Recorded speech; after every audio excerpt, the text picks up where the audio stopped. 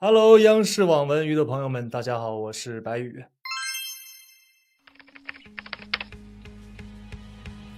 很惨。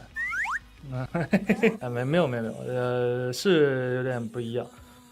林强嘛，其实我觉得林强就是一个打不死的小强，小人物一路升级打怪逆袭的这么一个状态吧。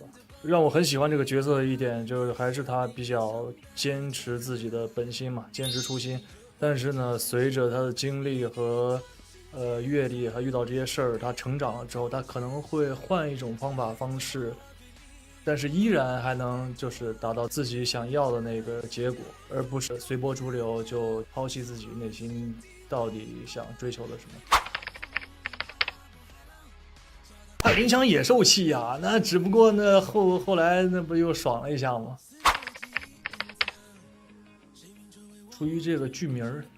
前途无量，没有，开玩笑。首先，这个因为自己没有演过类似的，就是职场的这种剧，然后再就是有很多优秀的前辈，还有很好的导演，也可以让自己不断的去吸收养分吧。我觉得，有大段的有关专业术语的台词，好难啊，好长啊。真的很难，因为我们自己生活中可能就不怎么接触人家这些专业的这些用语嘛，你理解它的逻辑之后，你了解它是干嘛的，就好记很多。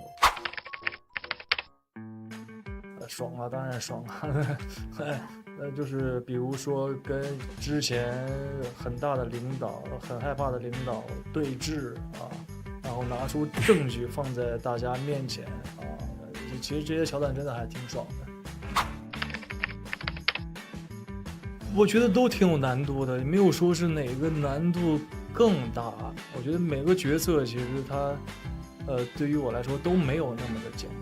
你就做好你自己充分的功课啊、准备啊，难不难就尽自己最大努力就好了。没有一个是什么更喜欢的，我觉得，能去演就说明是喜欢的。我更喜欢我自己没有演过的类型啊。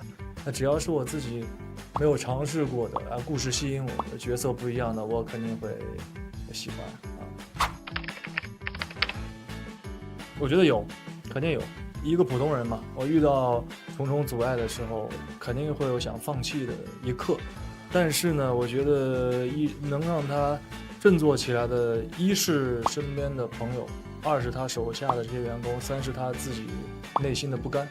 啊，这种种原因加起来，我觉得才促使他站起来去反击。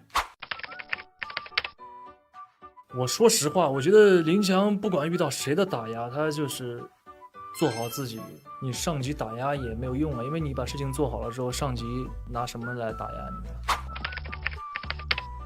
最后有一点有背刺的嫌疑啊，是有点背刺的，但这个背刺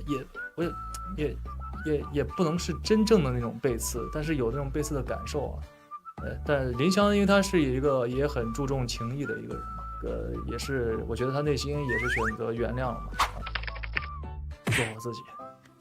没有，我觉得就这些问题啊，只要你职场上遇到的问题，其实就有一件事情，就是做好自己。我觉得时间会证明，不管是你说的这些什么，领导打压呀，或者甩锅啊，不管是同事怎么甩锅，我觉得你做好自己，我觉得总是有人会看见的嘛。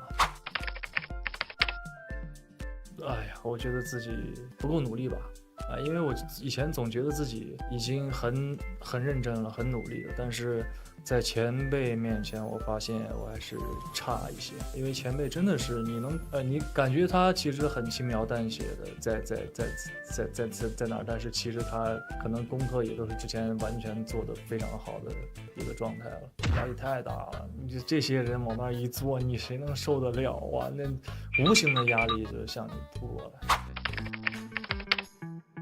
我觉得跟他们拍戏都很过瘾啊，因为前辈他们也跟他们的角色有关系啊，他们有很多东西其实都是很含蓄的表达，就是话中有话。我觉得就是琢磨他们说这个的意思，我觉得就是很过瘾啊，看他们表演也很过瘾啊。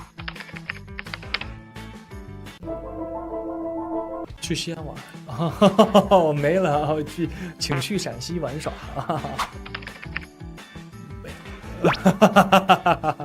我的饮食很简单，面就是好吃啊。那对于你们来讲，我觉得比较有特色的就是陕西的蘸水面，也是很粗的，像裤带面一样的，很粗。然后你买面可以论根儿来算，啊，一根儿两根儿，其实一般两三根儿就基本上就能吃饱人。以前你要强就要强吧，以后不要强了，因为你的强来了。大家去看了前途无量，就一定会前途无量。